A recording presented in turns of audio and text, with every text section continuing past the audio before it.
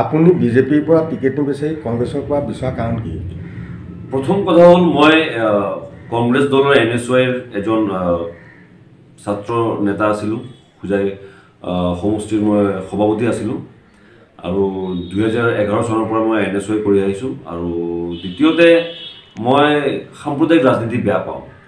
মই এটা কথা বিশ্বাস কৰোঁ যে আমি সকলোৱে সমাজখনত যদি একেলগে হৈ থাকোঁ তেনেহ'লে আমি উন্নতিৰ পথত আগুৱাই যাব পাৰিম। কংগ্ৰেছ আৰু UDFৰ মিত্ৰতাক লৈ আপোনাৰ মন্তব্য কি?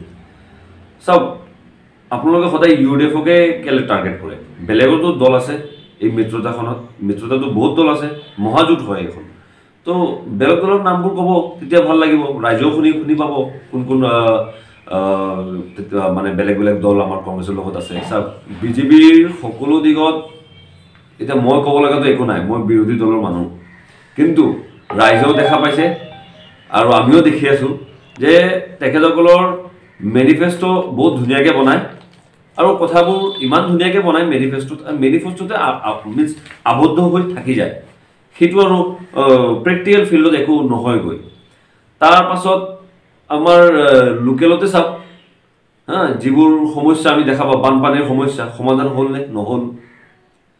এনেকুৱা ধৰণৰ বিভিন্ন সমস্যা, খেতিয়কসকলৰ সমস্যা, তো বিভিন্ন ধৰণৰ সমস্যা আছে। তাৰ পাছত যিবোৰ প্ৰজেক্টবোৰ ল'ব লাগে, সেইবোৰ ইনফ্ৰাষ্ট্ৰাকচাৰ যিবোৰ ডেভেলপমেণ্ট কৰিব লাগে, সেইবোৰো ইতিমধ্যে হোৱা নাই। তো সেইকাৰণে মই ক'লোঁ যে মেনিফেষ্টোখন খুব ধুনীয়া বনায়, মানুহে খুব বিশ্বাসত লয়, কিন্তু মেনিফেষ্টোখন যিমানে ধুনীয়া সিমানে বেয়া প্ৰেক্টিকেল গ্ৰাউণ্ডত। আপোনাক কংগ্ৰেছৰ পৰা কিয় টিকেট দিব?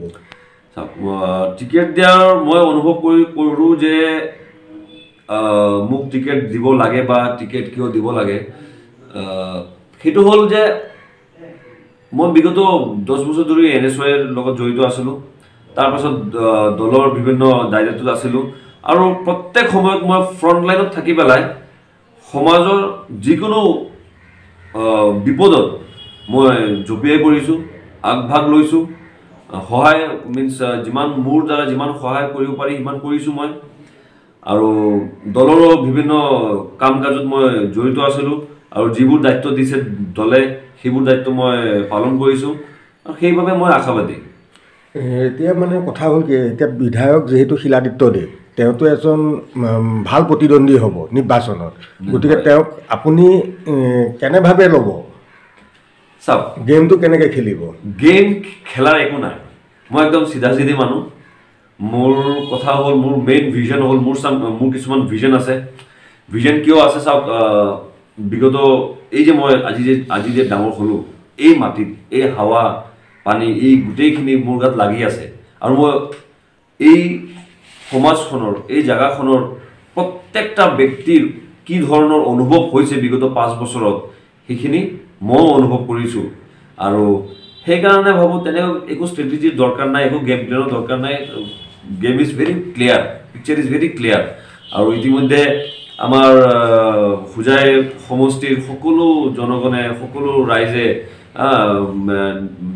ডিচাইড কৰিলে যে এইবাৰ আকৌ আমি ঘূৰাই কংগ্ৰেছ চৰকাৰকে আনিব লাগিব, কিয়নো উন্নতি যদি মিনছ আহিব লাগে তেনেহ'লে কংগ্ৰেছ চৰকাৰ দ্বাৰাই আহিব, কিয়নো সেইটো প্ৰমাণ হ'ল